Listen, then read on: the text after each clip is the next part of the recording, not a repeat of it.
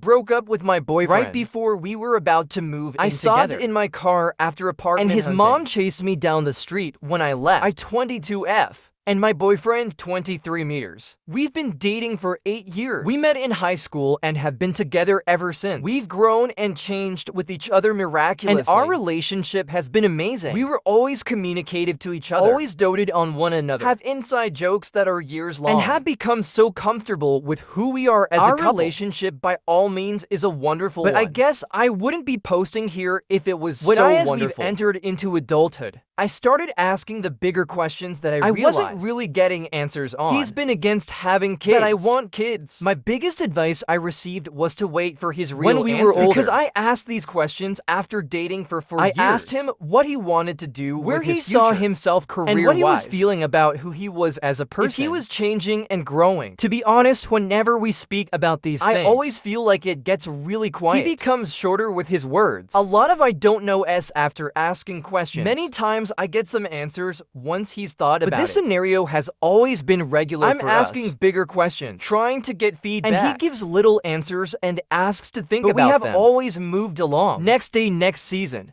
We're really happy with each other. we cuddle and watch Netflix TV shows, go to the ice rink having romantic and dinners. tell each other how much we adore one another. But those questions start to bother me. Why doesn't he want to answer them? Why doesn't he ask those about Is me? it necessarily bad that he doesn't want to I mean, ask? we're only in our 20s. But we've been dating for 8 years. The toss and turn was agonizing. I felt like I was waiting for For an a answer. question I asked years ago, regardless of the timeline. I felt more and more pressure to have because them we've answered. been talking about marriage. When I would forget that those questions were so important to Everything me. was hunky-dory. We talk about where we would live, The animals we would have and name them, the the kinds of TV shows we'd watch on a weekly I push basis, the issues I have been feeling in my core because back I inside. figured if I'm a patient a girlfriend, loving one, a supportive one, our relationship will get better. how long we've stayed together, As testament to our ability to grow We've together. done it this long, why wouldn't it continue But happening?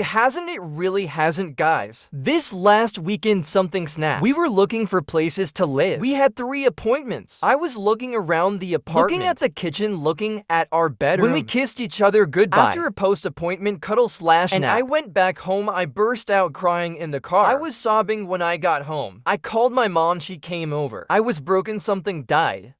Something straight up died. I don't know what's going on. I think I need to break up with him. I don't think this is the kind of change that I can ask I don't think of him. asking him to change is fair. It's not that I haven't been patient. He has been giving me his answer to all my questions. I just haven't been happy with what they are. The silence, the skirting around the topic. The I don't know as I thought we could grow through any scenario. But moving in together put it all into perspective I'm for not me. ready to move in with this guy. Earlier in the year, he told me he was all With right having with them kids. to after that conversation.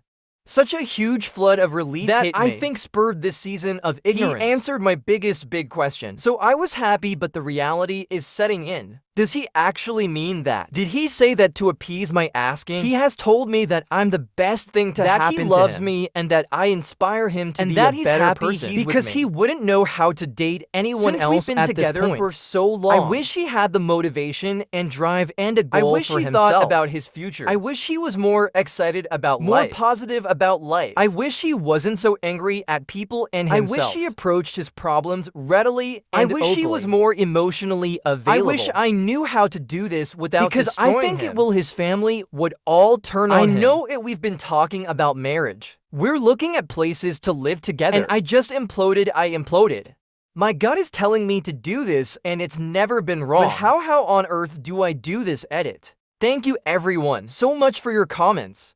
All of them, I've read everyone. I think after the initial hysteria and realization and of what putting I it was into feeling, written word, that I've come to realize what I'm truly I'll feeling. post an update after this weekend when I talk tell with you him. how it goes update. So the big conversation happened on Friday, a day earlier than what I was expecting. After writing this post and speaking to trusted family I and decided friends, I didn't want to wake up like feeling I had like shit all anymore. week. I'd open my eyes and just immediately feel that familiar pain in my chest. I wanted it to be over. He had been texting me normally in the week. So I knew he wasn't expecting this. It made it so much harder. That part wasn't easy. Texting him back very plainly to avoid lying or leading him on. But I asked him if he'd like to meet on Friday. And he said he'd love to. So I went over in the morning. After running a few errands with my brother, he drove what he called the getaway car and said he'd pick me up when it was over. It was so hard his family was decorating the house for Christmas. As soon as I got there, his mother asked me to help drape some garland across the front porch. I stood there with my heart in my throat helping her out. As soon as I found a window, I walked into the house and found him in the kitchen. He was still in his pajamas. I asked if we could talk in his room and he said sure. He wrapped me in a hug and rubbed my back. And it took everything not to cry right then. We walked up the stairs to his room. I closed the door and gave him one last huge hug. In the privacy of his room, I took a breath and then asked if we could sit down. I sat crisscross and began. I told him that I've been in so much pain since we came back. After looking at places to live together, I told him that I didn't think we should live together. I told him that was because I didn't think we should be together. I told him it wasn't his fault. That this wasn't because he had something wrong. I told him I felt like there was something wrong with our relationship. And that I knew moving in together wasn't the right choice. And ultimately, committing to each other like that wasn't the right choice for me. I told him that I wasn't able to commit to him in that way. When the choice came, I told him that it wasn't a smooth transition. That this decision came all at me at once like a freight train. I told him that I was sorry. He asked me why I was doing this. He looked absolutely shocked. He told me he thought everything was perfect. And that he didn't understand why I was saying this. He asked me where we should go from here. I told him I wanted to talk this out. Since we've been together for so long, I told him I wasn't going to waver in my decision. Because I felt like it was the right choice to make. But I wanted to talk it out instead. He went to his dresser, got out of his pajamas, got into a change of clothes, grabbed his backpack, and left. His mother asked him for more Christmas help, but as far as I knew, he walked by her. I sat there in shock. I guess before he left, he said, "See you Saturday," because our friends were having a Friendsgiving. I could feel the hysteria come on. It was like a tidal wave, the reality of what I had just done. It was like every elegant, composed, logical reason I had for breaking up went right out the window. Every graceful approach I was going to take this conversation just blanked on me. I was simply honest and raw. And now I felt like the shittest person I'd ever known. I got my shoes on and flew down the stairs. His mother was asking me for more Christmas help. But in the first time in years, I ignored her and ran out the front door. I was walking away from his house. After I had reached the street, she came outside. I could hear her steps behind me. She called out my name with the same urgency that you call out to someone. As if they forgot something in the house. I didn't turn around. She called out my name again louder, and I rounded the corner towards the rest of the neighborhood. I then called my brother and asked him to pick me up. He was there into seconds. The car was still moving as I opened the door and slid inside. And I was out of there. That was by far the hardest thing I've ever done. I was sobbing. My brother held my hand.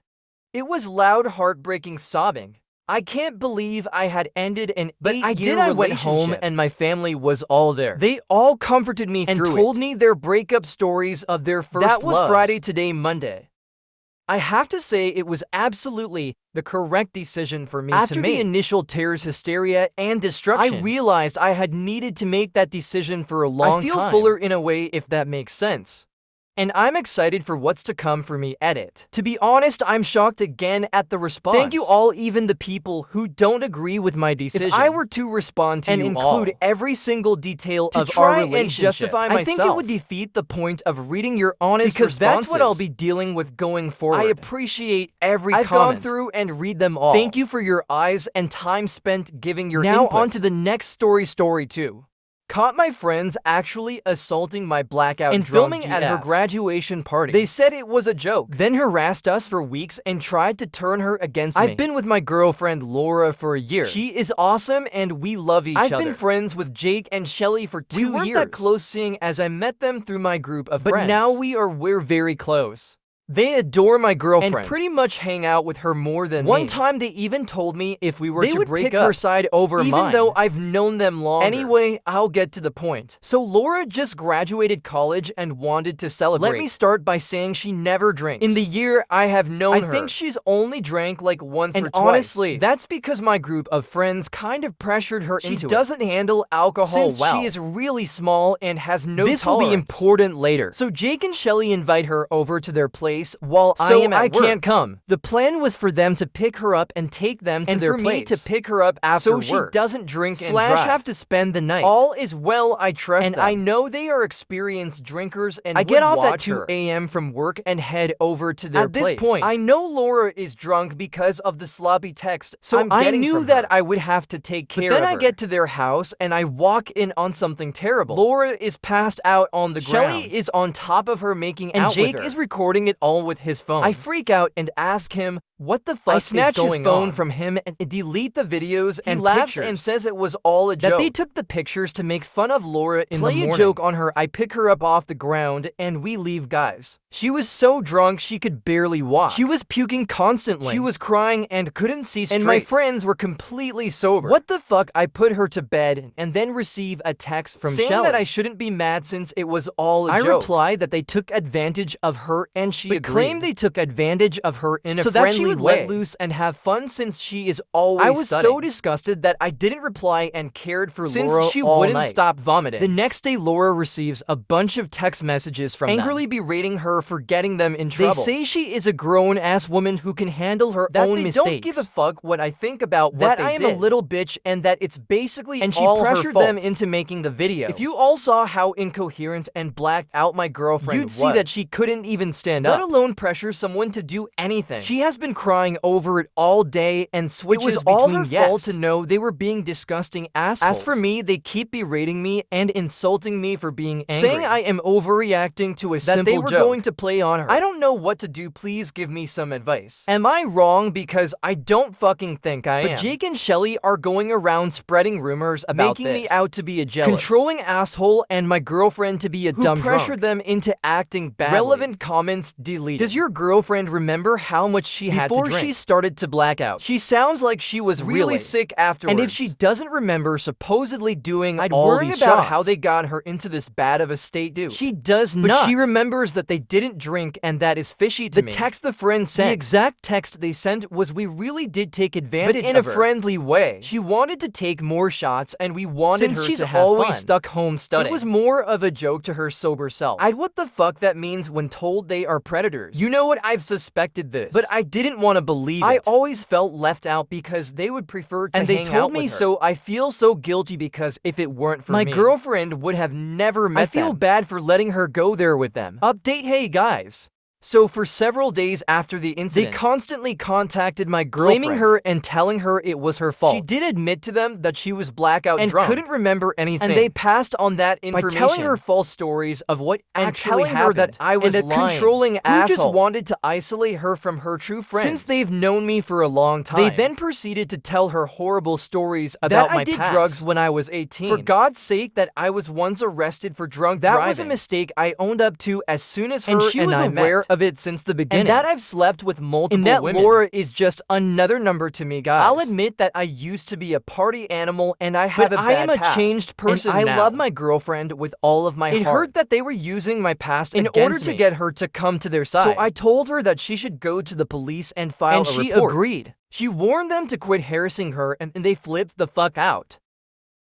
They showed up at our house late at night to try to talk to her. They left treats and presents for her at our door. They even got her parents involved. Now her parents are not idiots. And as soon as I told her what they did to Laura, her parents banned them from the house and threatened to call the police if they ever showed up again. It was a crazy ordeal. Considering they left handwritten notes for her parents to read. Love your favorite son. And daughter WTF. Laura spent many nights crying into my arms, with guilt and confusion. Finally, we went to the police. After weeks of this harassment and filed a report. She did not want to press charges. I'm working on building her self-esteem back up, so she has the strength to do it if she ever wants to. The police officer said she has enough evidence to press charges since she has the text where they admitted to taking advantage of her. And they also said that if she presses charges, they can confiscate their phones and search for their video. I'm still not sure how that would work. I'm not questioning it. Laura just wanted to file a report. Just in case anything happens in the future. There is a paper trail. She's contemplating putting a restraining order on them. But they've stopped and have gone silent. We no longer have contact with any other friends that believe their lives. Laura is in therapy and is slowly starting to understand that she was sexually assaulted. Sometimes I go with her to support her. The hardest part for her is not feeling like it's her fault. She brings up the fact that she was drunk. And if she had not gotten that drunk have been avoided, I always tell her that it is not her fault. We will see if she decided to press charges. I can't force her to do anything she doesn't want to do. I support her in anything she chooses. So there it is. I'm not sure what make of the craziness that happened after that night. I don't get why they went psycho. Leaving her notes and gifts and trying to talk to her parents.